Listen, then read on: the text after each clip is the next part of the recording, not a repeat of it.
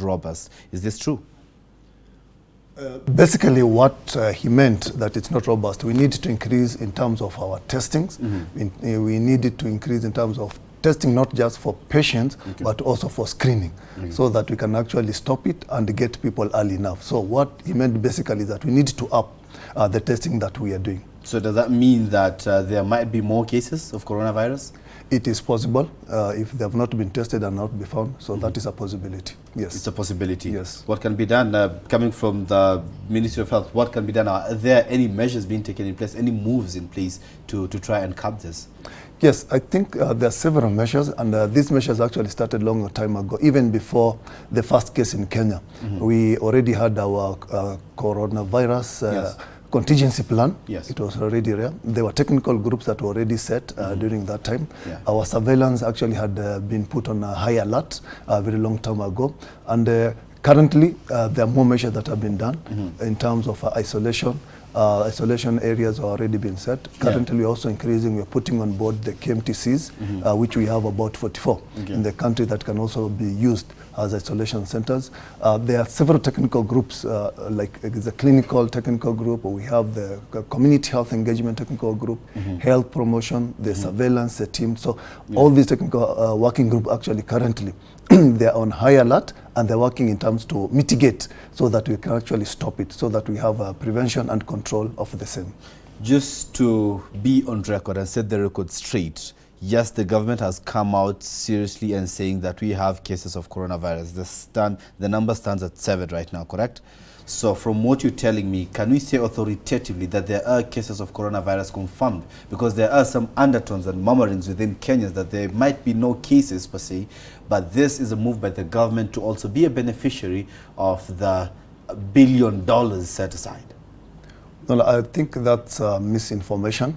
There are cases, they have been actually been tested and confirmed that they are coronavirus positive, and they're actually in the hospital. And I think our minister actually said if it's possible for those who are doubting, they can actually go to the isolation center in Mbagathi and Kenyatta, and they'll actually see the patients there. Thank you so much. Lovely. Sheikh Ibrahim Lithome, I'd love to bring you in. Few days ago, you had a very long consultative meetings together with the Kenya Association of Muslim Medical Practitioners, with the Majlis Ulama and the Jamia Mosque Committee. And you came out and you announced that you had consulted and you took the measures that you took then. Only barely 48 hours later, you took another standpoint as a committee. The Muslims in the country expected the Jamia Mosque, being the largest Muslim institution, to give a way forward on all Muslims in the country and not necessarily Jamia Mosque as a masjid. What might you have to say about this? Let me begin by saying this. Jamia Mosque, of course, is the largest mosque in the country, and many people look up at Jamia for directions on matters concerning the Ummah, like this one. But in this case, remember, Jamia Mosque has its own unique circumstances. And also, Jamia Mosque has its Majlis Ulama, that the Jamia Mosque Committee always consults with on matters of religion. Let me maybe take you back to the events that preceded the announcement that we made on Thursday, which of course has been received with mixed reaction by the people out there. Number one, if you look at the issue at hand is a medical issue.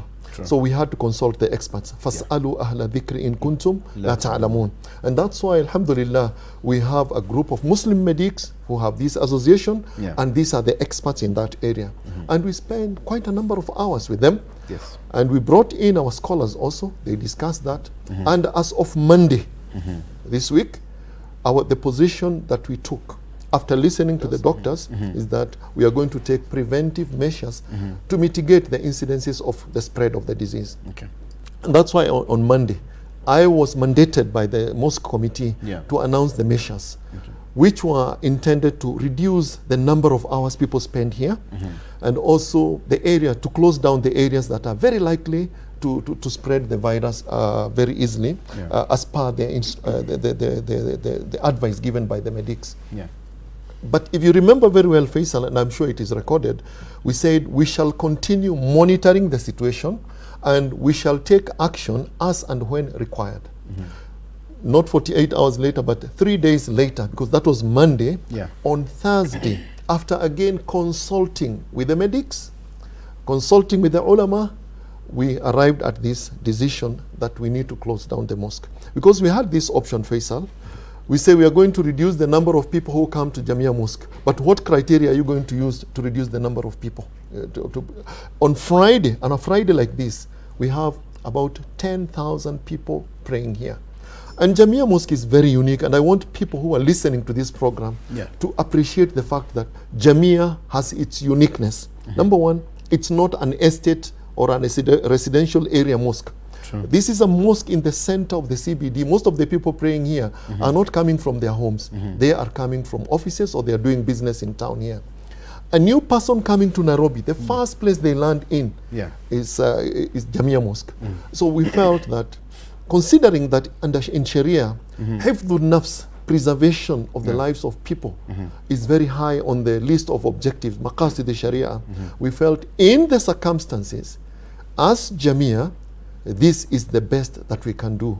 Close down the mosque for congregational prayers. Again, I have to emphasize this because I was confronted by somebody outside the mosque. How can you stop people from making salah? I find that to be very unreasonable, because nobody can stop salah. We just said we are suspending temporarily congregational prayers until further notice, as we monitor the situation. Wow. The adhan is still going on. Yes. And as per the sunnah, we are telling people to pray in their place, wherever they are, in their homes and the rest. So this is the position. Now that other mosques have taken or have decided to follow Jamia, that is out of their own choice. I know it's because of the position of Jamia, but we are not speaking for all the mosques in Kenya. We are speaking for Jamia because of the unique circumstances that we find ourselves in. Bodies like SUPKEM and others should have been in the lead. Majlis Ulama Kenya should have been the lead in providing guidance, because we have a body in this country called Majlis Ulama Kenya.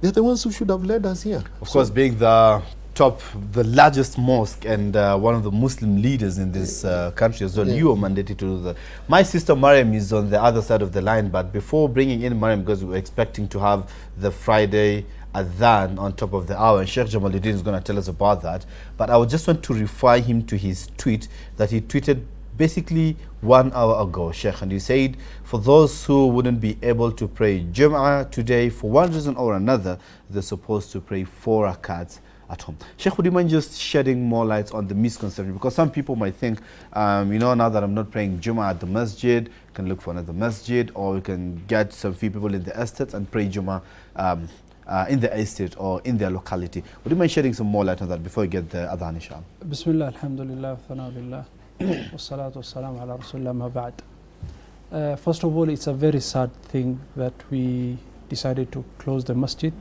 and it's not something that we took it very lightly. This masjid was built in 1925, and it has never been closed. It's the first time that it's being closed where people are not allowed to pray. Now, this was not an easy decision, and Jamia Mosque being the main masjid within the central business district, people do not have many choices when it comes to performing their salah other than coming to Jamia Mosque. Now, there is a nearby mosque, Imtiaz, also they decided to follow suit and close. Now, for those people who are used to praying Jum'ah, especially men, they pray Jum'ah at the masajid, and which is 2 rakats. Jum'ah is compulsory upon every Muslim, aqil, baligh, ghayr musafir, ghayr marid. Jum'ah is compulsory upon every Muslim who is sane, who is baligh, and also who is not a traveler and who is not sick. And whoever who would miss Jum'ah, Allah subhanahu wa ta'ala, as mentioned in the narration by the Prophet sallallahu yuktatu fi qalbihi nuktata sawda. There'll be a black spot that Allah would put it on his heart, and he misses a second Jum'ah and a third Jum'ah. It is very serious to miss a Jum'ah. Now, you need to understand, most people, they are used to praying Jum'ah in the masjid, especially men. When they go back home and they're not used to missing Jum'ah, they might end up praying those 2 rakats because it's Friday. So it was very important that we clarify to the Muslims that if you're not praying Jum'ah and you're not a traveler, you're supposed to pray Dhuhr 4 rakats, and I think it's as clear as the way we've put it. Barakallah fikum. Jazakallah khair. My sister Mariam is on the other side of the studio. Mariam Mocharo, can you hear me, Mariam? Yes, I can, Faisal. You've heard from our scholars, so before we take it over to you and you take us to the adhan, which should be happening live in the next 3 minutes, Mariam, do you have any questions for our panelists? Yeah, I actually do have so many questions, Faisal, for the doctor. There's so many, there's so much information that is going around social media, and some people are actually claiming that there's a treatment for malaria that can actually cure coronavirus. Is that true, Daktari? I think I've seen that article. It is still very early at, I can say, actually even at the research level, because when we say that a drug is effective against any disease, it has several stages that it needs to pass, especially the clinical trial. And this one has not reached that stage. And also, there's the issue of being peer-reviewed. It needs to be reviewed by other people in the same field, so it has not. But that article is actually there, and it is talking about that there's an anti-malarial chloroquine that might be used to treat coronavirus. Might be. So it's yes, because it still needs to go through all the trial stages, which are almost 4, and then it also has to be subjected to peer review by other people who are doing the same. Okay. Mariam, you got it right there from the Daktari, right away from the horse's mouth. Any other question, Mariam? We are approaching the top of the hour for the adhan, Mariam. Yes, definitely. There's so many questions, Faisal. I've already checked some of our social media platforms, and I do have a question from one concerned mother. For children, the mothers who have babies, how can they protect their children from contacting the coronavirus? Can we discuss more about that after the adhan, Mariam? Is it possible? Yes, definitely, Faisal. That's okay. That's Thank you so much. So we send it over to the gallery for the adhan.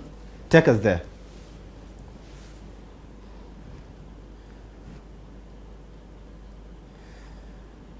Mariam? Yes, Faisal? Yes, you're supposed to take us to the gallery for the adhan for... Oh, yes. Okay, thank you very much, Faisal. We'll be coming back. When we come back, we'll definitely take a look at how to effectively wash your hands, how to protect yourself with sanitizer. We do have some of the displays here, and we'll see how best we can protect ourselves, because some of the people are claiming that, you must have a mask. Everybody must have a mask. Other people are saying that you must be sick to have a mask. So let's have the adhan for the Jum'ah prayer, and then we'll be back.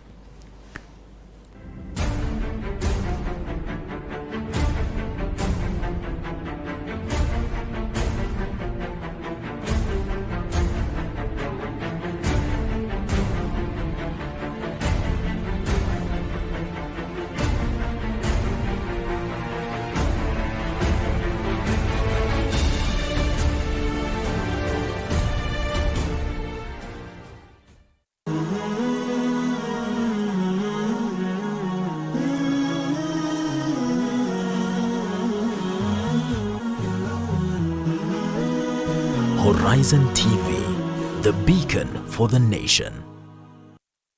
Assalamu alaikum wa rahmatullahi wa barakatuh. Islam has permitted acquisition of wealth. Allah subhanahu wa ta'ala says, فإذا قضيت الصلاة فانتشروا في الأرض وابتغوا من فضل الله واذكروا الله كثيرا لعلكم تفلحون.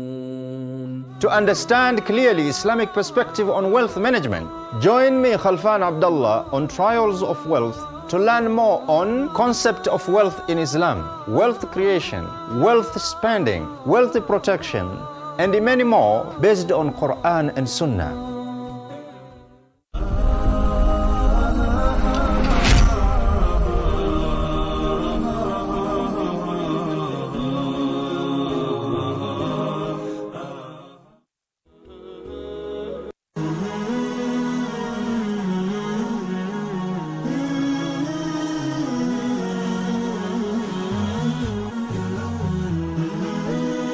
Horizon TV, the beacon for the nation.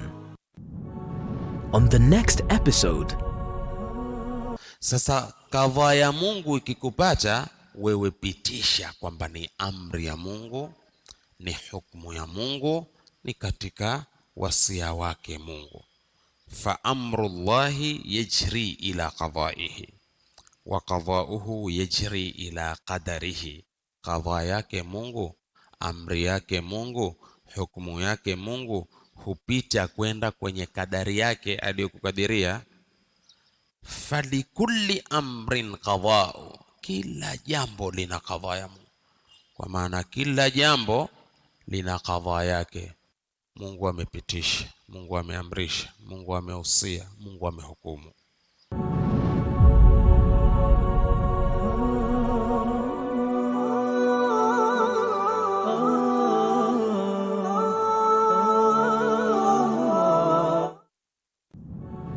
On the next episode, Mtume anasema kuna yule ambaye kwamba ash'atha aghbara, ukimwangalia nywele imeparara na ina vumbi, kisha anainua mikono juu akimuomba Allah tabaraka wa taala, lakini maakaluhu haram, chakula chake ni haram, wa mashrabuhu haram, vinywaji vyake ni haram, wa malbasuhu haram, nguo yake ni haram, wa ghudhiya bil haram, na amelishwa haram.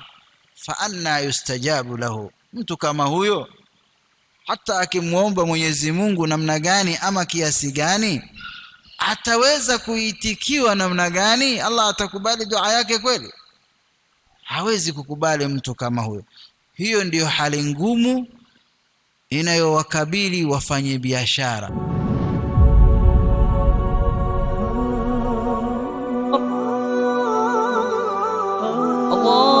Allahu akbar,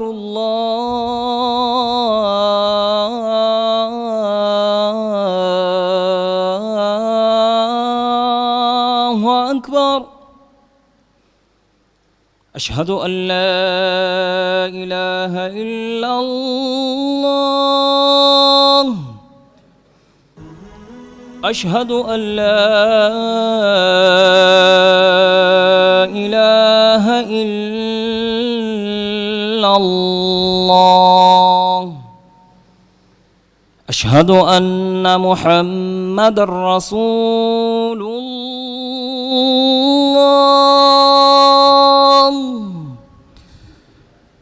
أشهد أن محمد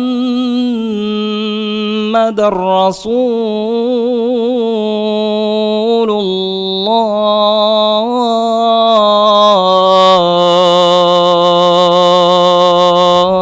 الله. صلوا في بيوتكم، صلوا في بيوتكم. الله أكبر،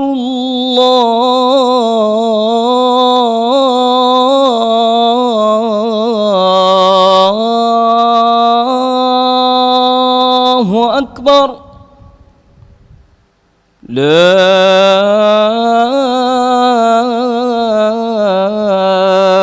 إله إلا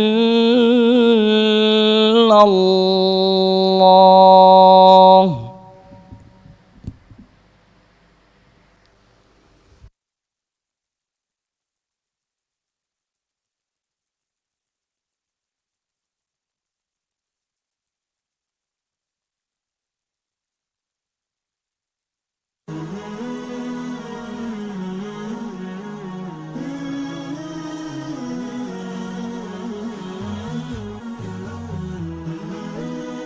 Horizon TV, the beacon for the nation. On the next episode, Sasa kadhaa ya Mungu ikikupata wewe, pitisha kwamba ni amri ya Mungu, ni hukumu ya Mungu, ni katika wasia wake Mungu. Fa amrullahi yajri ila qadaihi wa qadauhu yajri ila qadarihi. Kadhaa yake Mungu, amri yake Mungu, hukumu yake Mungu hupita kwenda kwenye kadari yake aliyokukadiria.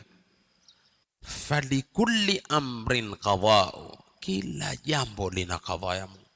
Kwa maana kila jambo lina qadha yake.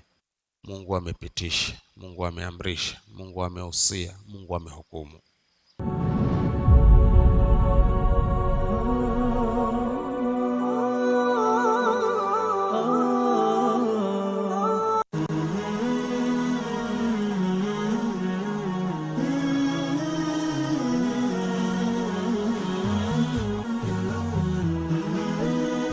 Horizon TV, the beacon for the nation.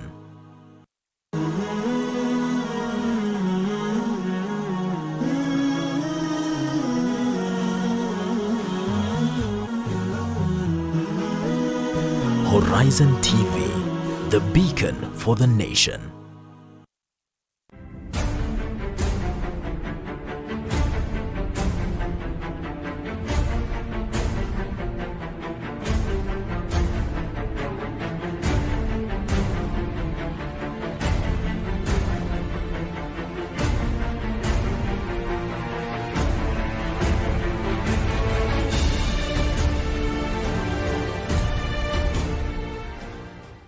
Assalamu alaikum wa rahmatullahi wa barakatuh, and welcome back to the second segment of this special edition of Live Real Talk. Sheikh Jamaluddin, we have all had the adhan, and it is not the way we are used to. This is something new. This is something strange. Would you mind giving an explanation to the strange words that came into the adhan that we just had?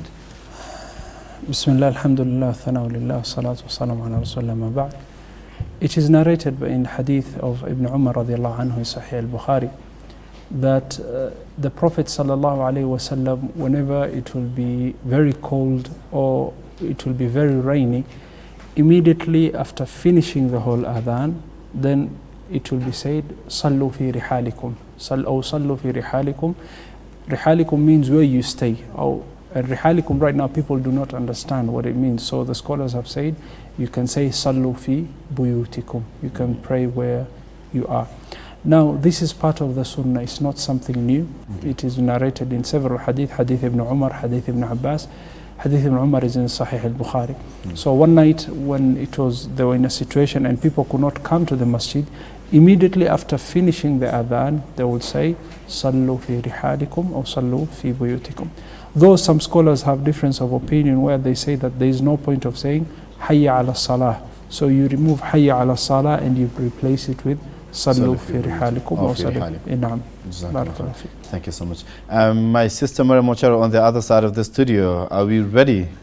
Yes, we are, Faisal. No, okay. Then definitely, we promised the audience that we'll be taking a look at how to effectively and properly wash hands. And Faisal, this is not very new to our audience, especially those who watch Horizon TV and follow up on our health programs. We've shown this a lot of times. But you know, definitely we'll have to revisit it so that people can also get it properly. Remember, you can join in our discussion on our social media platforms on Facebook, Instagram, and Twitter is at Horizon TV Kenya. Send us a text on the 21951 or call us on 075 707-707. So right away, I'll welcome Miss Naima Saeed, who's a pharmacist, yes? Pharmacy cashier. Pharmacy cashier. Medical aid.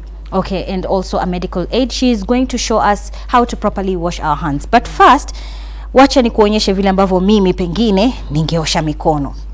Haya, kwanza si unanimiminia sijui maji hapa, nasikia watu wenyewe wana you wet your hands.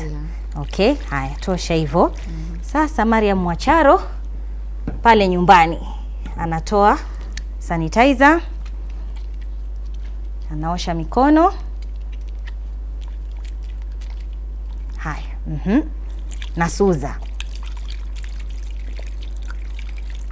Kishamaliza, wengine huwa hatuna ustaarabu sijui wa towel, huwa tuna umerudisha virusi tena. Kwa hiyo makosa nimefanya wapi? Pengine utuonyeshe. Vile manake wengine wetu tukimaliza tunafanya hivi na mitandio haya. Labda nguo iko na uchafu. Sasa utakuwa unarudisha uchafu tena kwenye mikono.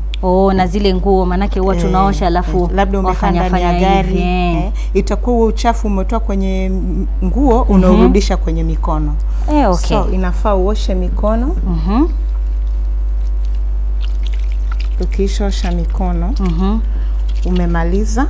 Hivyo tu tayari. Wengine wasema sijui uimbe happy birthday sijui mara mbili sijui vile. Hakuna kuimba happy birthday. Wewe osha mikono yako vizuri. Ukishamaliza, kama una tissue unafuta na tissue. Okay, ndio kama hivi hapa tu. Ndio maana imewekwa hapa. Mimi basi naona kutaletwa sambusa baadaye watu washikilie ustaarabu wa kushikilia. Okay. Ukishafuta na tissue unaitupa kwenye dustbin. Oh, unaidispose completely. Hakuna sijui baba mpangusa nipitishie mwanangu. Utakuwa umempatia tena mwenzako virusi. Lakini si ushaosha mikono, kwa hiyo mikono ni misafi. Na yeye je? Okay.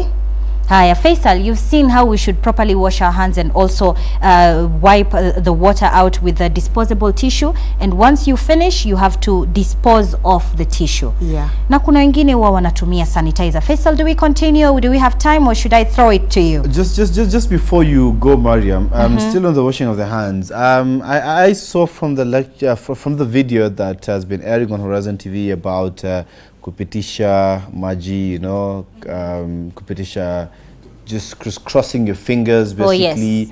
And chini ya kucha, something of that sort. Maybe Miss Naima can shed more light on that. Yes, Miss Naima. Kwa unachukua maji, unapitisha katikati ya vidole. Kuna wengine wana kucha ndefu. Okay. Unapitisha katikati ya kucha. Lakini huku wamiminiwa maji. Huku na miminiwa maji. Ili ule uchafu utoke. Okay. Manake nyumbani kuna ile tabia ya haya niletee sabuni, wachukua sabuni, maji haya humu ndani ya dishi masafi, kila mmoja humo ndani. Uchafu hapo ndani. Kwa hiyo lazima watu wamiminiwe maji. Kama kuna sehemu nyingine hamna maji. Naona siku hizi wanatengeneza zile maji za kisasa. Wanachukua ile gele ndogo, wanatoboa. Okay. Wakishatoboa inakuwa kama tapu. Wengi hawana tapu. Wakishatoboa wanaweka kama kijiti cha kibiriti. Sasa inakuwa kama tapu. Okay. Ukishamaliza kunawa mikono, wasukuma kijiti ndani. Wasukuma kijiti ndani. Oh, kwa hiyo hivyo at least pia maji yatakuwa hayatumiki mengi. Hayatumiki mengi. Okay. Faisal, do you have any other question concerning washing of hands? Definitely. Ina maana kuwa lazima maji ikuwe ni yenye kuteremka, maji ya kutembea, running water. Must it be a running water? Yeah, it must be a running water. So I cannot wash my hands in a dish no matter how many liters of soap I'm going to use. Pardon? It does not matter how many liters of soap I'll use. Yeah, no the problem. fact still remains that I must use a running water. You must use a running water. Halafu swali lingine. Kuna kina Mariam sisi wanawake tunaruhusiwa kuvaa hizi ornaments zetu, sio? Kama hivi sasa nimevaa pete, nimeosha nayo mikono. Itakuwa hii ni safi ama nitakuwa nimefanya makosa? Wengi kwa sasa kwa sababu kutokana na ugonjwa naona wametoa. So that to prevent hiyo coronavirus na kujiprotect zaidi, afadhali tusivae. Yeah. Okay. Alafu na kuna wale ambao pengine watakuwa wameweka zile kama hina, piko nini, ile je inasumbua? Haisumbui. Yeah. Kwa hiyo bora tu umeosha mikono vizuri na ndani ya kucha, kama una kucha zako ndefu unaziosha. Haya, sawa. Na je kule kuosha viganja, nimeona wengine wanaonyesha ile unapitisha na huku sabuni unaosha paka huku kwenye vitanga vya mkono hapa katikati. Je, hiyo ni mojawapo ama wanaongeza tu? Inasaidia kwa usafi. Okay. Haya, sawa. Upande wa mask. Ndio ulikuwa nataka kumuuliza mwenzangu Faisal pale. Je, tunaweza kuendelea Faisal? I think Mariam tutakuja katika upande wa mask baadaye, but again just one other concern, Mariam. About washing hands. After washing the hands, yeah, it's common practice. I don't know whether it's good or bad, but it's just common practice. I don't want to say it's best practice per se, that when you're invited somewhere, we often share the towels after washing the hand. You know, after washing the hand, you dry your hands with the towel, and then it's passed to the next person, and the next person sharing the towel. Is it okay?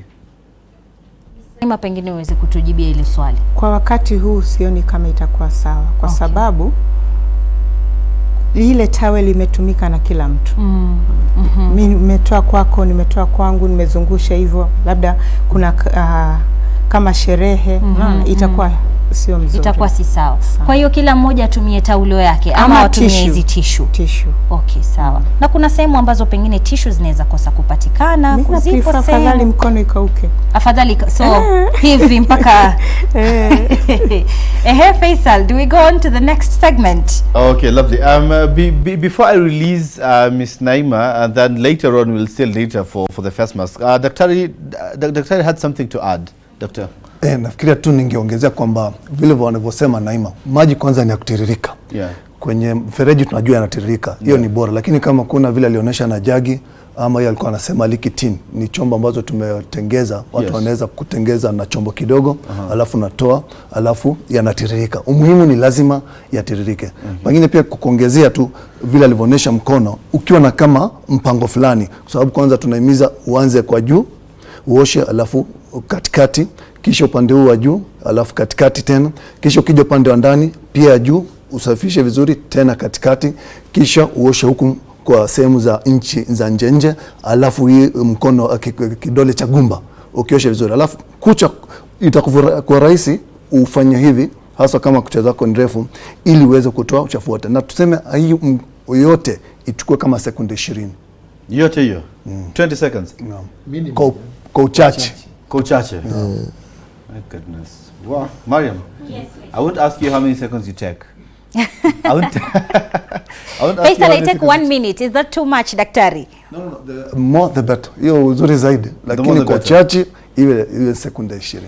Also, Faisal, if you can allow me another question to the good doctor there. Many people, you know, they are confused. They inaweza kutumia sabuni ya panga, sijui ndio ile sunlight, ama nitumie lazima antibacterial soap. Sabuni gani ndio nzuri zaidi? Kwa hakika sabuni yote ambayo imehakikishwa ni sabuni ambayo imetengezwa vizuri, ni sabuni ni sawa. Okay.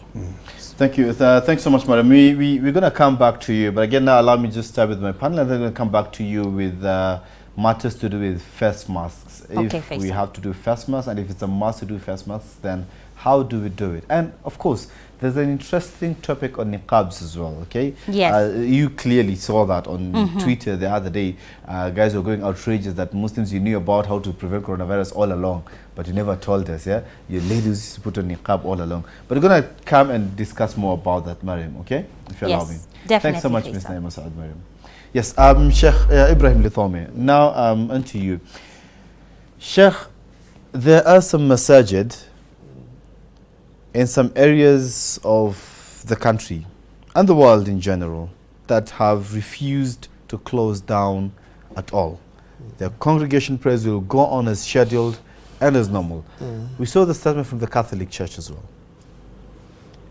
Worship kama kawaida. Yes. Everything goes on. Good. So what does it say about the trend that you have set? The trend that you have set is for the best interest of the Muslim Ummah. Exactly. These people, again, going on in their congregational prayer, doctor is going to tell us the risk involved. Okay. But again, from your standpoint and the decision that you decided to take as a masjid, what does it say? What does it tell? Let me begin by saying this. Comparing the congregation in a mosque and the congregation of the church is comparing the uncomparables, because we are talking of a mosque where we have 5 times a day, people congregating 35 times a week. You cannot compare that with an institution where people congregate only once every week. So let us not compare the church. Okay. And again, even the kind of worship, the way we perform our worship is totally very different, the setup of the church. So let us not compare. That is their decision. We respect that decision. Now let us come to the decision that we took ourselves, and then the decision that has been taken by the other mosques not to close down their mosques. But you can see, even the ones that have said we are not closing down, they are talking about measures. They are telling elderly people, don't come to the mosque. If you feel you are sick, don't come to the mosque. And that's why I have a challenge, because it's like a person now will vet himself and decide, am I good enough or not good enough? Am I going to infect others? Yet, people have not been tested to know whether they are sick, they are carrying the virus or not. They are talking about closing down the ablutions and also reducing the time. I just wonder, and the doctor, it's good that we have an expert here. If let's say we are reducing the time in the mosque to 15 minutes, down from 1 hour to 15 minutes, can the virus infect people? If somebody comes there within those 15 minutes, is that enough for it to spread? But I'll leave that to the doctor. Let me come to our decision.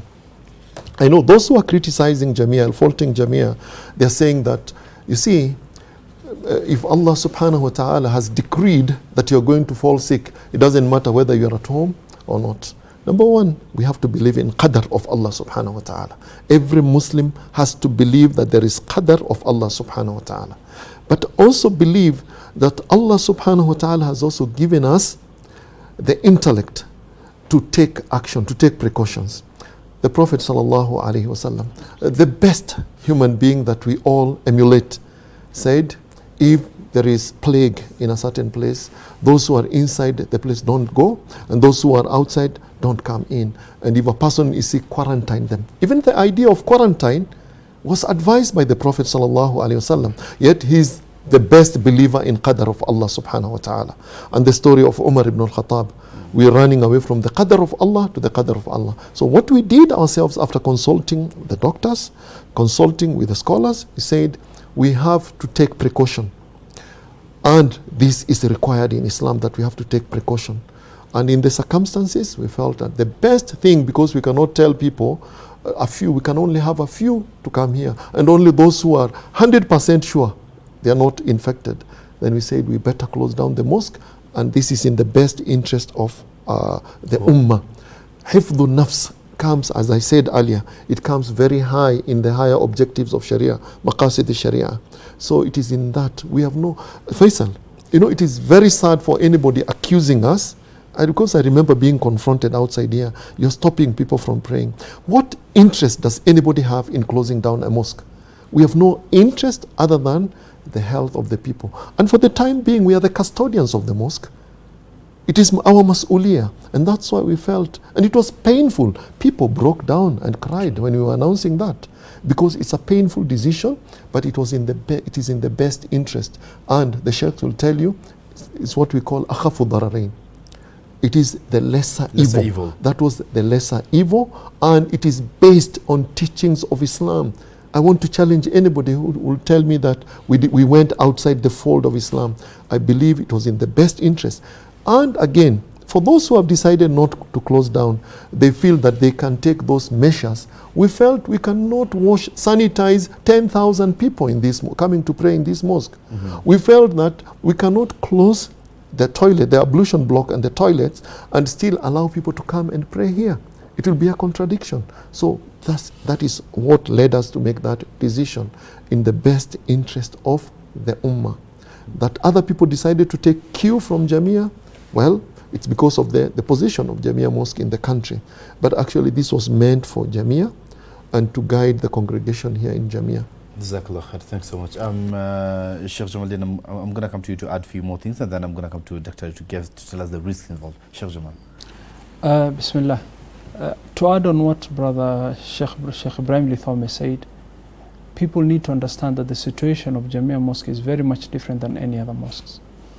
When we met Kampa, the medical professionals or practitioners, Muslim medical practitioners, they told us that we need to take precautionary measures like closing the places of wudu, closing the toilets, and removing the carpets so that people can pray on a surface whereby it can be washed. If that's not possible, everyone to bring their own musalla. Now, how can you tell people on Friday, 10,000 people to bring their own sajadas? It's very much impractical. Other than that, also, as Muslims, we are responsible. When Allah subhanahu wa ta'ala bestows your responsibility, Allah subhanahu wa ta'ala, when you're given responsibility, you're in charge. And anything that happens, you're accountable to that. Now, if anything that is going to bring damage or is going to bring problems to the Muslim Ummah, it's very important that we should avoid, especially if it leads to death. Other than that, this is the coronavirus. When we met the doctors, they told us that this is a new virus, and it's not known, and the test kits are being manufactured now, and they're just comparing it to the previous viruses. Not only that, it will take you up to 5 to 14 days to realize that he's got the virus. And when someone gets the virus, to check to test is also another issue. Now, as Muslims, we are told to preserve the life of the Muslims. Not only that, this might not apply to all the masjids in the country, but people should understand Jamia Mosque is very much different and has a different situation. And we are responsible. We do not want people to die, and we will be asked on the day of judgment about this. Dr. Before we go on a very short break again for the second adhan, I just want to understand briefly what are the risks involved with the masajid that are praying Jum'ah today, and the worship places like the church and the Catholic that have come out outrightly and saying that they're not going to close their worship places. What are the risks involved? Okay, because we know this disease, the main mode of spread is actually by the droplets that are coming from the person who is infected. And these droplets, they need to get to the other person. And the ways it gets to this person, one is if the person coughs or sneezes and they get to you directly, that's one. Two, if these droplets were to land on a surface and then another person touches these surfaces and then touches either his eyes, nose or mouth, you can easily get the same. Okay. Or handshaking, then if this person was sick and then you touch your eyes. So because we know the spread is because of these droplets, it's very important that we keep social distance, a distance at least of 1 meter. 1 meter? Yes, 1 meter. So the people who are coming to the mosque or prayer places or gathering, it means they're coming closer. That social distance is not there completely. So it's very easy to transmit or the infectivity to continue. And I just want to say that in case of a place like Malaysia, in case of a place like South Korea, and even Italy, actually it has been shown the lesson that we have learned is actually from the prayer places, this congregation that actually made it spread faster in these areas. Wow, thanks so much. So 1 meter apart. So just a very quick one. Saida Abu, just forgive me, one last question. 1 meter apart, what happens when with the streets first? Secondly, public transportation. What do you do in such a case? I think it will be the best is to put on a mask, especially if you are going to travel in a vehicle or if, let's say, for example, in an aeroplane, because most cases you are very close to the next person and you don't know the status of the other person. So the best will be to put on a mask. To put on a mask. If you're traveling very close. I think in the street, basically, you're not going to stay with that person for more than maybe 5 seconds. Maybe you're just passing. So it might not take for it to spread the virus, for it to transfer from one person to another. No, it can spread if that person coughs. No. But I'm assuming in a street, most likely you'll moved away from the next person. So you're not staying together. But in a vehicle or in a plane or you're traveling, most cases you'll still be at a very close distance. So it will be advisable to put on a mask. Put on a face mask. Yes. Thank you so much. We're going to look at the different types of face masks, and Dr. will tell us together with Ms. Naima Saeed, they'll tell us which is the best face mask to put for what situation. At this point, we need to pay our bills, our beloved viewers, and then we will be back for the third segment.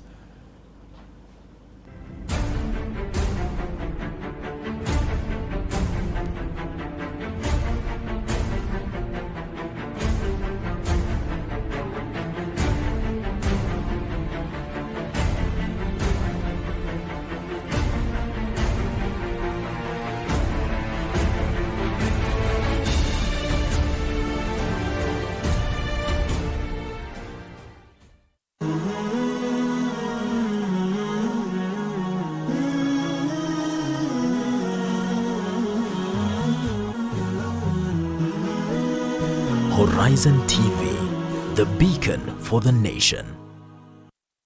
Assalamu alaikum wa rahmatullahi wa barakatuh.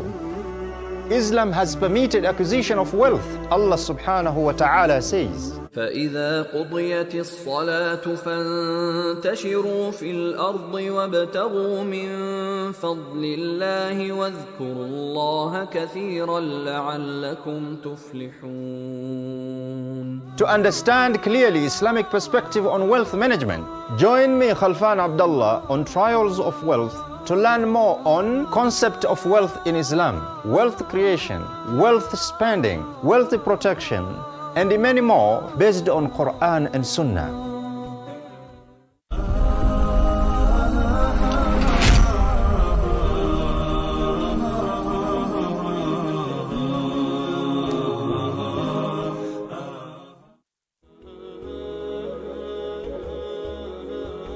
بسم الله الحمد لله والثناء لله والصلاة والسلام على رسول الله أما بعد السلام عليكم ورحمة الله وبركاته. Hadithi yetu ya wiki hii ni hadithi ya Uthman ibn Affan radhiyallahu anhu iliyopokewa katika Sahih al-Bukhari.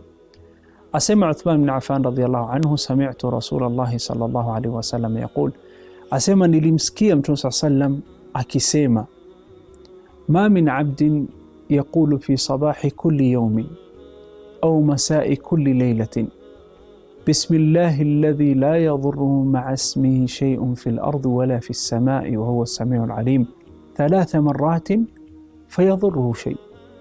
Asema Mtume SAW katika hadithi hii, hakuna mja yeyote atakayesema asubuhi ya mchana wake au jioni ya usiku wake, bimaana asubuhi ikifika akisema dua hii mara 3 na jioni ikifika aseme dhikri hii na dua hii mara 3.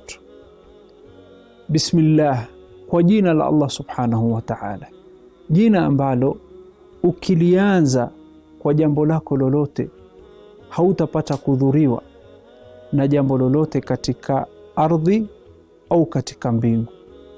Wa huwa as-sami'ul alim, Mola ambaye as-sami' yusikia dua yako unapomwomba, al-alim yujua hali yako unapomwomba. As-sami' sami'un bidu'aik, al-alim alimun bihalik.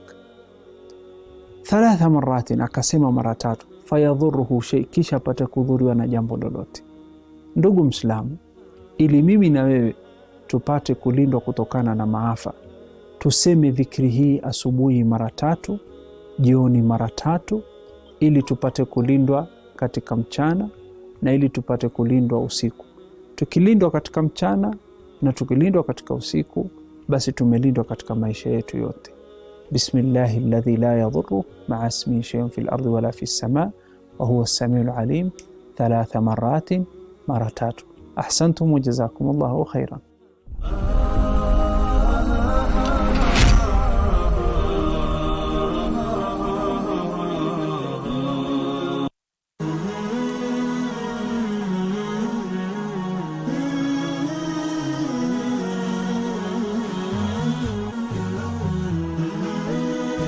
Horizon TV, the beacon for the nation.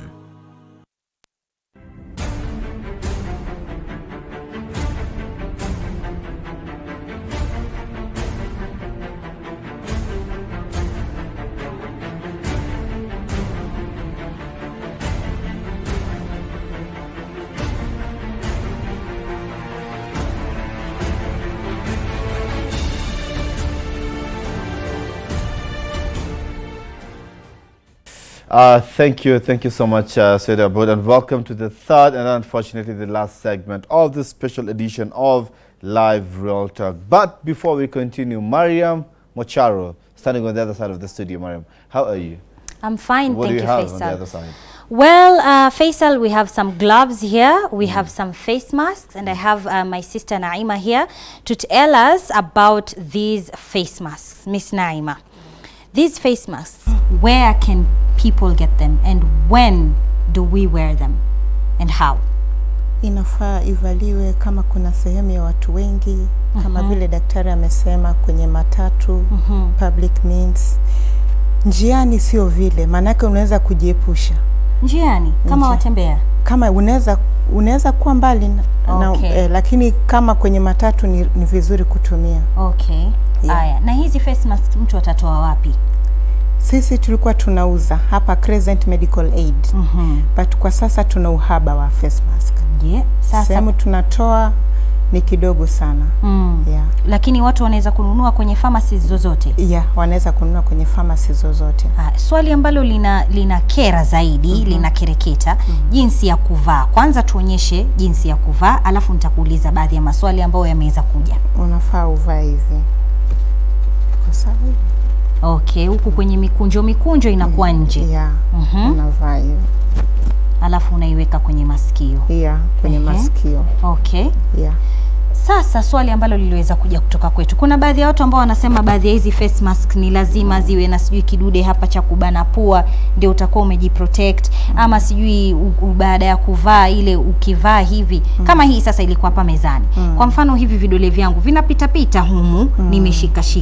Je, kuna kujiprotect kweli kama mimi nitakuwa nimegusa hivi, kuna kujiprotect kweli hapo? Inategemea, ukienda kuvaa lazima mikono yako iwe misafi.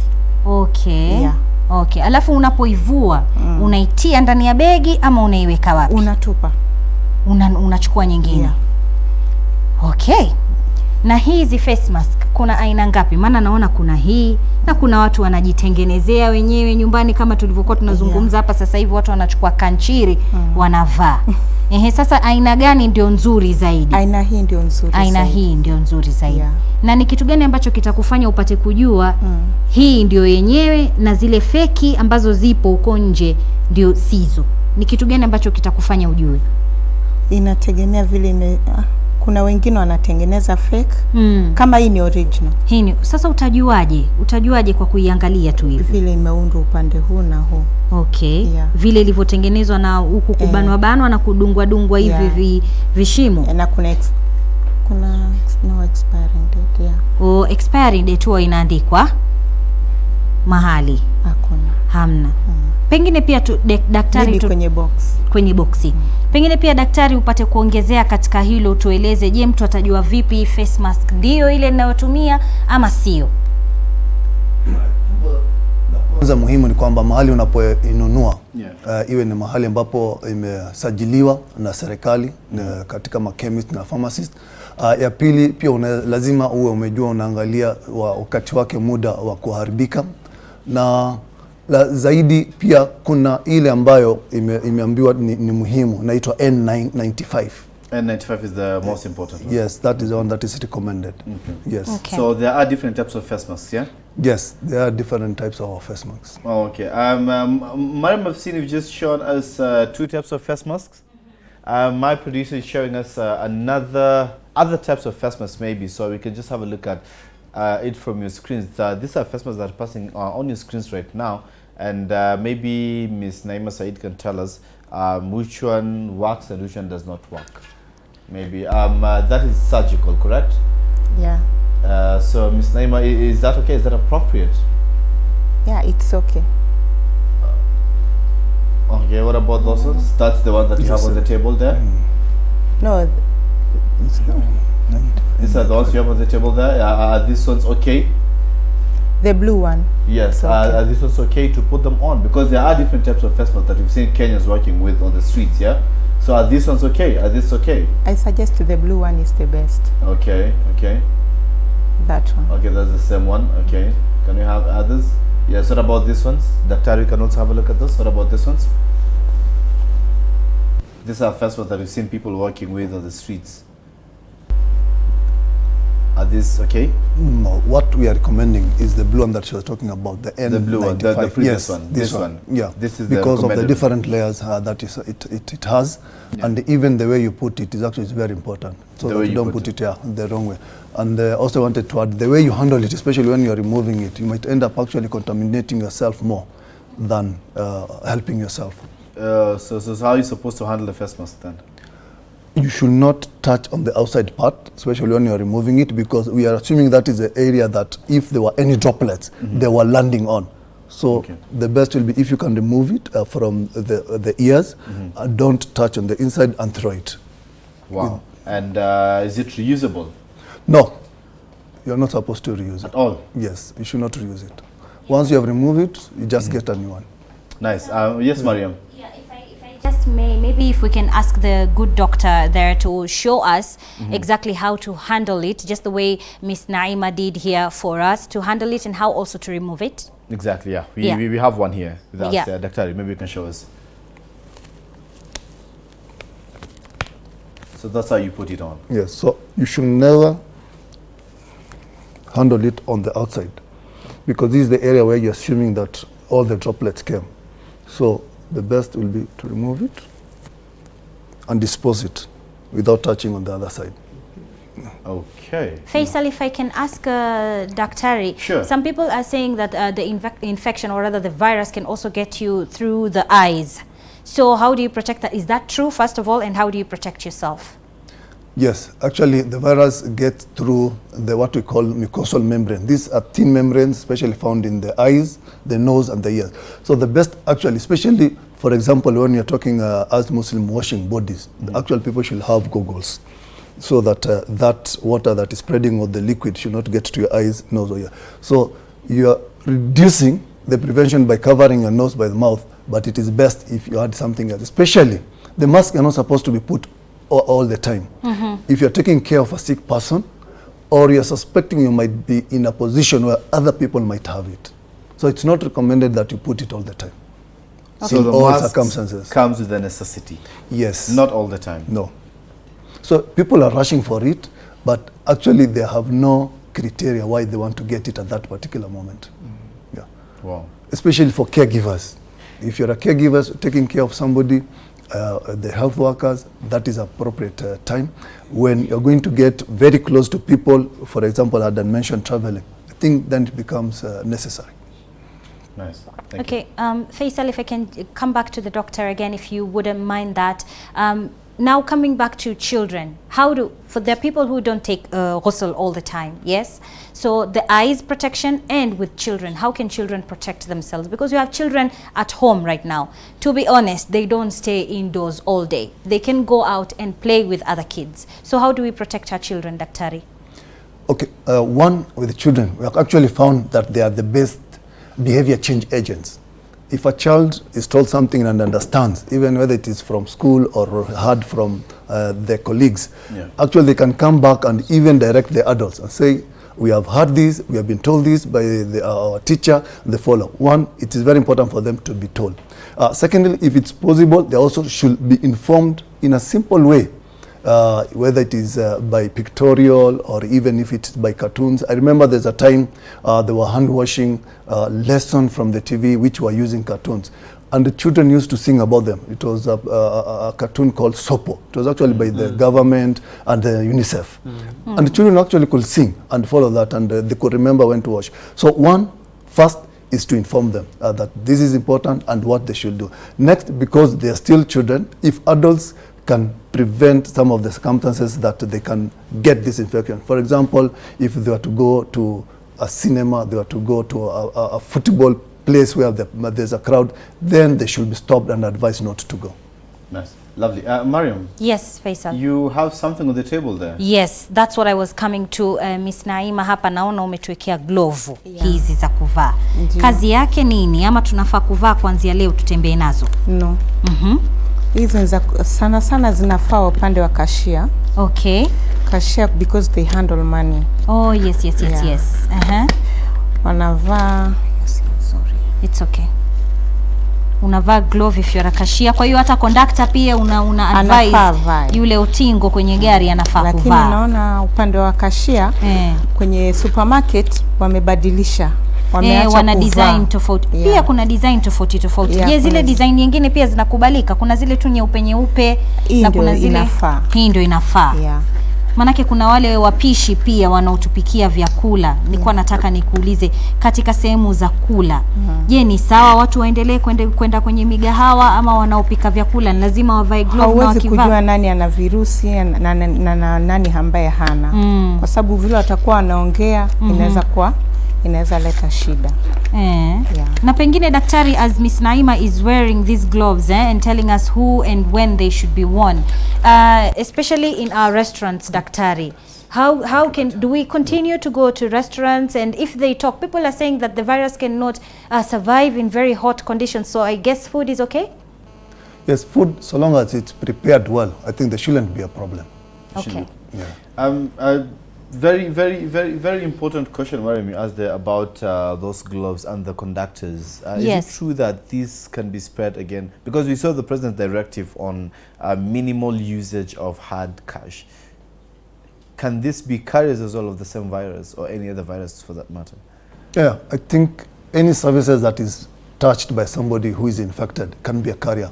That includes money, includes newspapers, include the baskets that are used in the supermarket. So anything that is handled by any other people frequently and it has come into contact with the person who is infected, it's possible to. So will I be correct to say when I go to the supermarket, because I don't know who used that trolley, the last person, so I should carry an extra, let's say, these rubber gloves that I can use them? I think what is very important for us to know is that the infection does not get to a person through the hands or the skin. It is the areas that I told you that has a very thin layer, we call it mucosal lining. So what is important is that once you have touched anything, especially if you know it is frequently used by other people, the best thing is to wash your hand before you touch your face, before you touch your family's hands, you greet them or any other person's face. So the most crucial thing is wash your hands, wash your hands, wash your hands. Or sanitize your hands. Yes, or sanitize your hands if you're not capable. Madam, would you mind showing us how to, because I've seen there's a bottle there. Yes. I tend to assume that's a sanitizer, is it? Yes, Miss Naima, hii sanitizer watu wanatumia vipi? Manake weza kwa wengine tu wanatiatia. Kama utakuwa umevaa gloves, utatoa hivi. Na ukishavua unatupa. Ukishavua unatupa. Okay. Unatupa kwenye dustbin. So utakuwa unatumia hivi. Acha nikusaidie hapa kidogo tu ni. Unamimina kiasi gani? Kiasi kidogo tu. Kidogo tu. Kama kijiko kimoja, kifiniko, hata nusu ni sawa. Unafanya hivi. Unapangusa mikono yote mpaka huko kwenye vitanga vyake. Okay.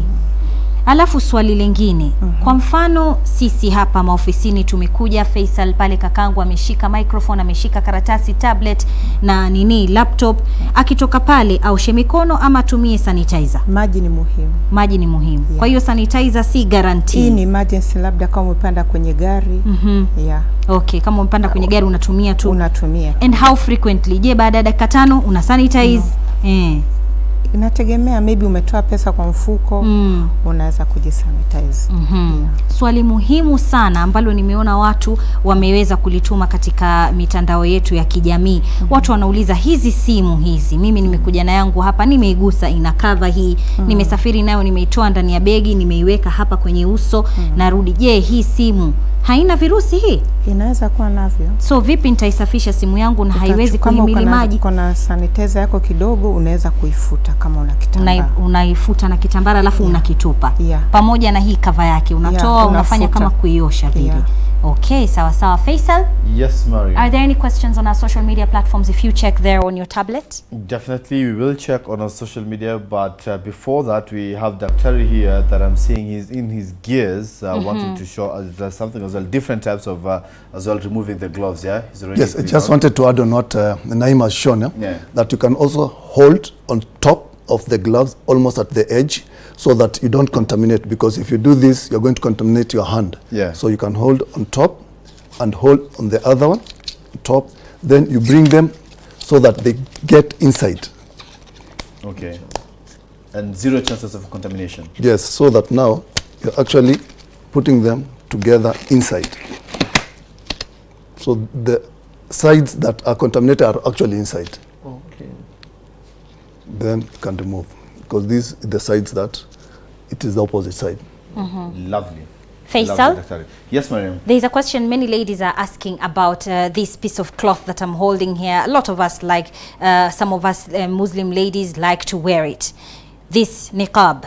Now, daktari, hii, can it prevent you from getting the virus? Say kama uko kwenye matatu pale, umepanda matatu yako, unavaa hii niqab yako hapa, alafu utakuwa tu uko sawa, ama ni lazima tuvae na ile mask kwa juu ama kwa ndani? Itakuwa haiwezi kukuzuia asilimia 100 kama ile mask ambayo inayotakikana. Inaweza kuwa inapunguza, lakini sio inavyotakana, kwa sababu material yenyewe ni tofauti na kifaa chenyewe ni tofauti, kwa sababu pia kuna material ambayo iko na kama shimo. Ikiwa na shimo zaidi, huwa wakati mwingine inaweka kile kirusi, inaifanya iwe inaishi zaidi pale. Kwa hivyo si ambayo inatakana na sio ambayo tunahimiza ivaliwe. So ni mzuri kuwa na ile mask. Okay. Nalipo hapa swali, mtu ametuma kwenye WhatsApp hapa, anauliza, anasema baadhi ya misikiti ndio imefungwa, lakini kuna ile ambayo bado iko wazi, na ukisimama katika jamaa, kawaida jamaa huwa watu katika jamaa, swala ya jamaa, watu hawawezi kusimama 1 meter apart. Kwa wale ambao wanasimama pamoja, kuna mmoja anasema mmoja anakohoa continuously uncontrollably. Je, tunajikinga vipi katika situation kama hii? Nafikiria kujikinga kwanza, lazima tulivyoelezewa, nafsi yote ni muhimu. Wewe kwanza kama unakoa, unajua itakuwa ni muhimu jitenge na watu. Usije katika msikiti, usiende katika kutangamana na watu. Jambo la kwanza. Jambo la pili, kama watu wamekwenda kuswali na kwa pamoja na mtu ambaye anakohoa, kama inawezekana aelezewe, atoke, kwa sababu atasambaza. Ni vigumu sana kama hamjavaa mask na mko pamoja na mtu anakoa, kwamba mtaweza kujikinga, ataweza kusambaza kwa haraka zaidi. Na ni muhimu kwamba waelewe njia moja ambayo tunahimiza kwamba tutaweza kupunguza ni kwamba tutengane na watu ambao wako na ugonjwa. Kwa hivyo kama tumekuja pamoja na mtu nao, ni vigumu sana. Kwa hivyo yeye kwanza asije, na wale ambao wako hapo kama inawezekana waambie asije msikitini. Okay. Sheikh Jamaluddin, I'd love you to add on that as well regarding the coughing.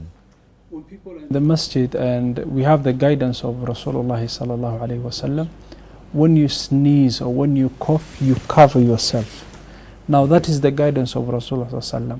Now as a Muslim, if you're going to cough or you're going to sneeze, it's very important that you cover yourself, and that is according to the teachings of Rasulullah sallallahu alaihi wasallam.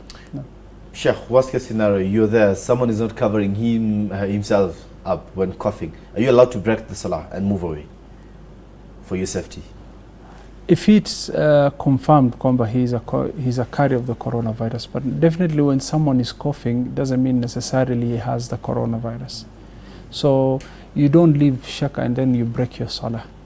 But it's very important when someone has a flu. There are several advices for those who decided that their masjid is going to be open. There are several guidelines they're supposed to follow. First of all, they need to close all the wet areas, either the toilets or the wudu areas. If you're going to open the masjid, these are the guidelines that the doctors have given us. Second thing, everyone to come with their own sajada, prayer mat. If not, the carpets to be removed. They pray on a clean flat surface like cement, that it can be cleaned immediately after the salah.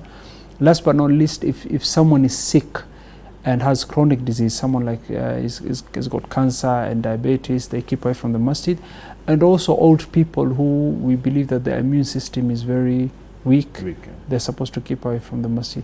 Now if someone is sick and is insisting of coming in the masjid, Allah subhanahu wa ta'ala is advising us not to kill ourselves. وَلَا تَقْتُلُوا أَنفُسَكُمْ إِنَّ اللَّهَ كَانَ بِكُمْ رَحِيمًا. So Allah also advises not to put ourselves in a situation that we are going to compromise our lives. This is the guidance of Islam. Now if someone is going to cough also, you cover yourself or your mouth, or also when you're going to sneeze. This is the guidance of Rasulullah. I'll tell you an incident that happened on Friday. I was going to Mombasa, I was traveling, and you're going through Jumbo Jet. And when we were calling to board the plane, they were checking the tickets.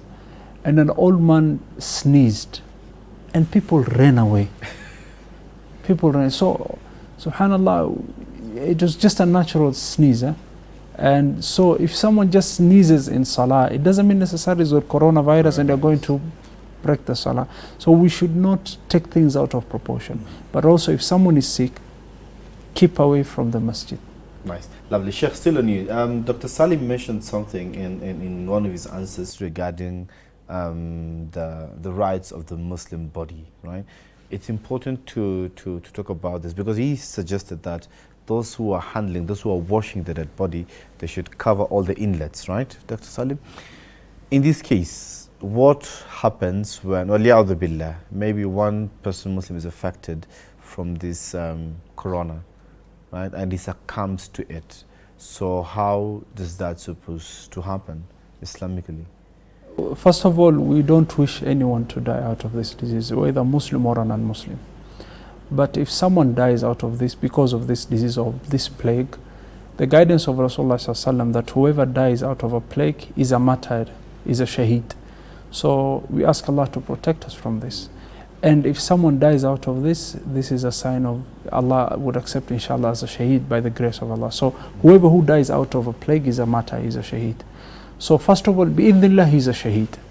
Now when it comes to handling the body, the dead body, when we consulted the doctors, CAMP, Kenya Association of Muslim Medical Practitioners, they told us that the virus, immediately when someone dies, doesn't mean the virus is dead.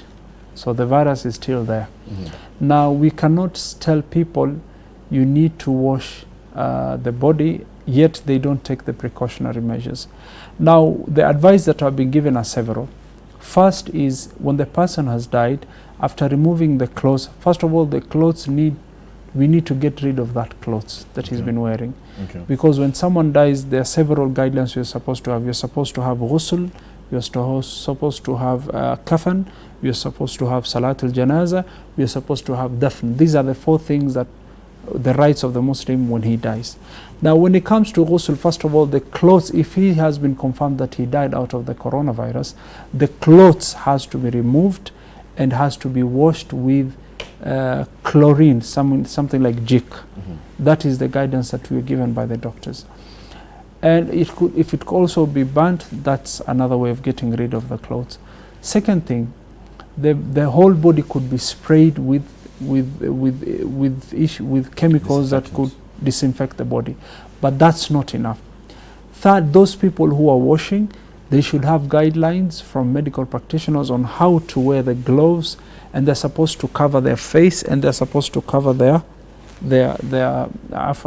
eyes also. Reason being, the doctor also explained that it's not through the skin that comes, it's the thin membrane through the mouth, the nose, the ears, or even the eyes, sorry. Now you're supposed to protect your eyes, and whoever's washing the dead body, he's supposed to protect his face, and he's supposed to protect his hand. And immediately after washing the dead body, they're supposed to get rid of all those stuff. Another thing that they're supposed to do is to put a body bag. You can take a mfuko nyeusi, mukamfunga ile maiti, kisha mukamfunga na sanda.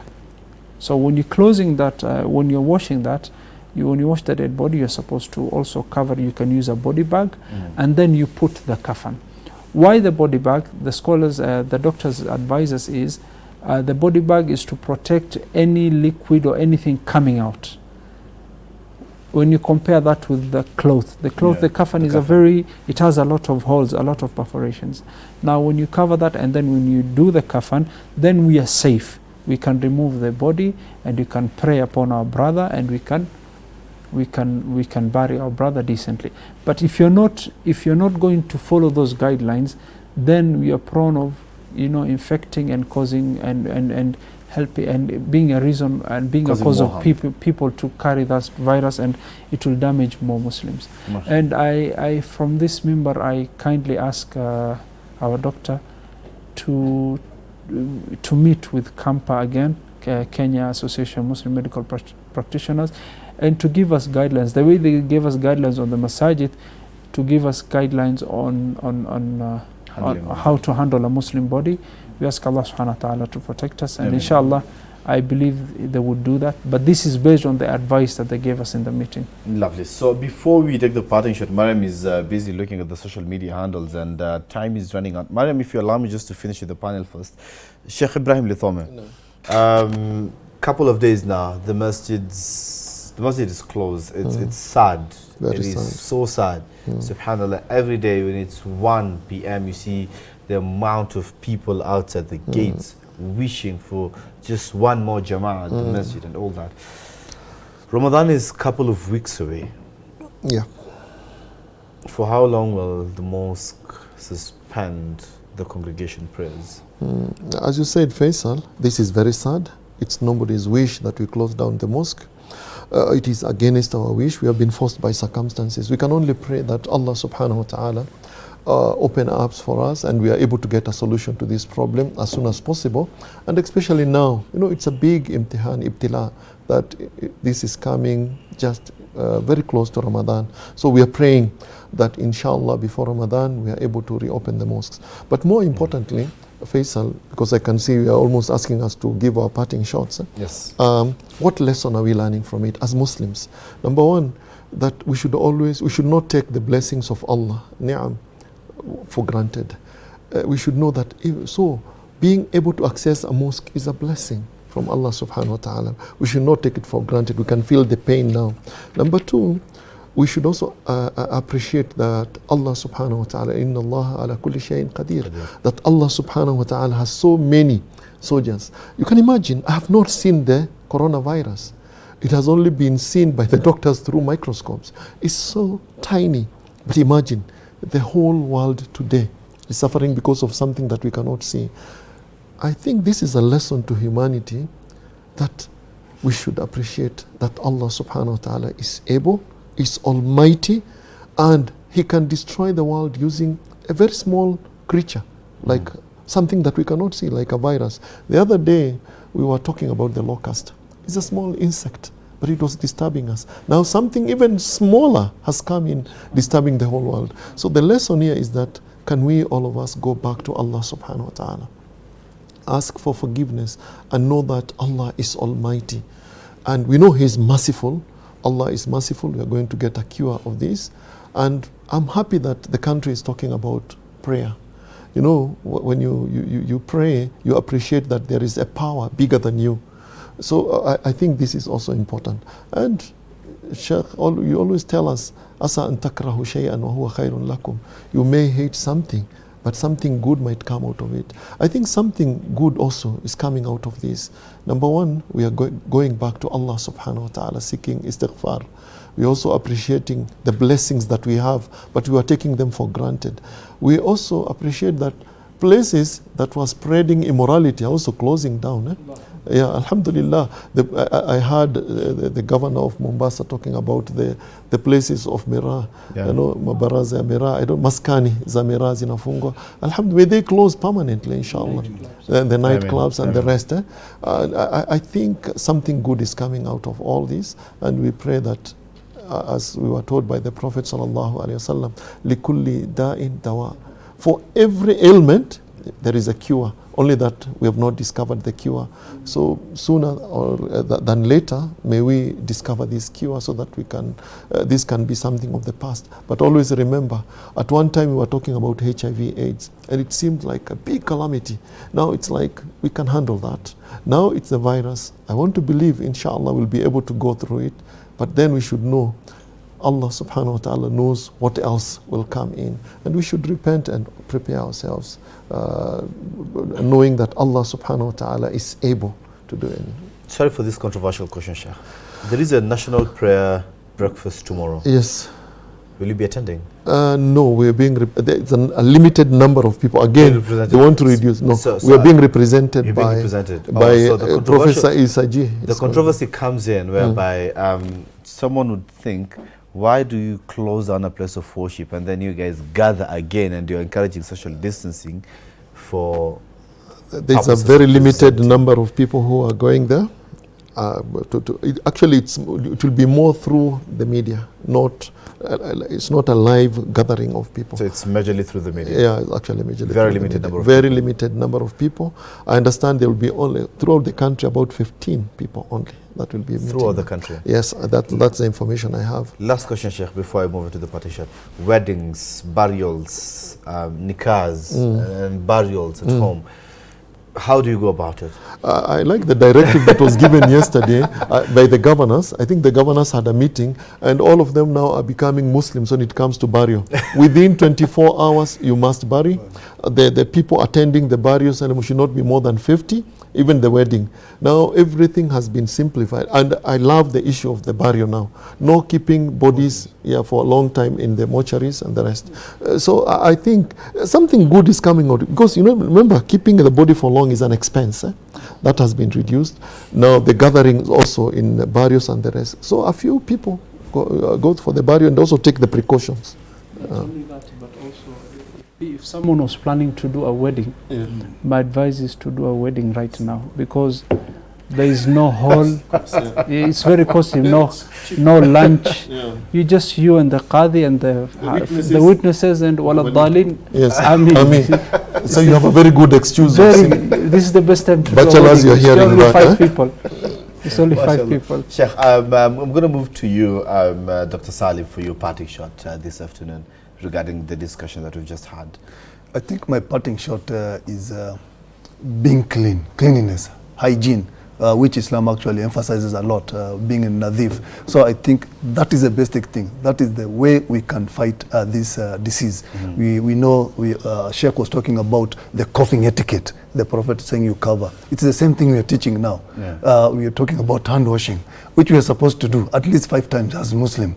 Washing of the nose and putting water inside the nose, which we don't do properly, most of us. It has been shown that it reduces the number of organisms in the mouth. So I think cleanliness is the bottom line. Wow, nice. Sheikh Jamaluddin? How many minutes do I have? Very few seconds. Bismillah. First, a few things. First is, what I'll tell people is not to talk on behalf of Allah subhanahu wa ta'ala. You don't say that this is a punishment for certain people. You don't know. And you don't talk on Allah's behalf, because this is ilmul ghaib. And if you say that this is a punishment for the people in China, then what did we poor Kenyans do? So first of all, this is a test, and everyone, the test comes because of a reason. Allah subhanahu wa ta'ala says, وَمَا أَصَابَكُم مِّن مُّصِيبَةٍ فَبِمَا كَسَبَتْ أَيْدِيكُم. There is nothing that will happen to you. It's just you people, you are the cause of this. Now, having said that, this ayah refers to us going back to Allah. And when you're going back to Allah, we're supposed to repent. And Allah is in no need of punishing us. Allah subhanahu wa ta'ala says, this is a very beautiful ayah. Allah says in Surah An-Nisa, مَا يَفْعَلُ اللَّهُ بِعَذَابِكُمْ إِن شَكَرْتُمْ وَآمَنْتُمْ. Why does Allah need to punish you if you're going to believe in Him and you're going to thank Him? So what I'd advise people is, let's go back to Allah subhanahu wa ta'ala, because Allah is capable. Allah Qadir, Allah Rahim, Allah subhanahu wa ta'ala, Arham ala kulli ahad. So my advice to you and my parting shot will be, let's go back to Allah subhanahu wa ta'ala. Jazakallah khair. Before I release you, Mariam, yes, before I release my panelists, and I'm going to join you there on the other side of the studio, last question maybe from social media. There are actually a couple of questions, if maybe I can just throw them to Daktari and Sheikhs very quickly. Very quickly, because they're all important. Faisal, there's somebody who's asking how long the virus takes to die, maybe if it's on a surface. How long does it take, Daktari? Very quickly. I think simple and brief answer is that it takes different hours depending on the surface, from 6 hours up to 18. So depending on the type of surface, the surfaces that are porous, it can stay longer. Surfaces that are hard and things can dry very fast, it takes shorter. But from 6 hours, even 2 days. Okay, and someone here is asking, this is a funny question, but please allow me to ask. I have a 5-liter bottle or a 10-liter bottle. If I cut it and wear on my head, will I be protecting my eyes and my nose from the virus as well? 5-liter bottle? Yes, maybe the 10-liter water bottle, and then they cut the bottom and wear it on the head. No, in fact, that will be very risky, because one, if there are no holes, it means that whatever he's breathing is still being accumulated inside. So that encourages what we call a conducive environment for other organisms. So that's not advisable. So he wears a mask, and what about for the eyes? What does he do? There are goggles, almost looks like the industrial goggles that the people put on to it can prevent you from getting droplets. Okay, for Sheikh, any Sheikh, I think they're asking, what if they arrange Jum'ah prayers or Jama'ah prayers outside in the open grounds? Is it allowed? You know, the essence of us closing the masjid is to reduce the gathering. If you're going to gather people at the end of the day, then there was no point of us closing the masjid. All right.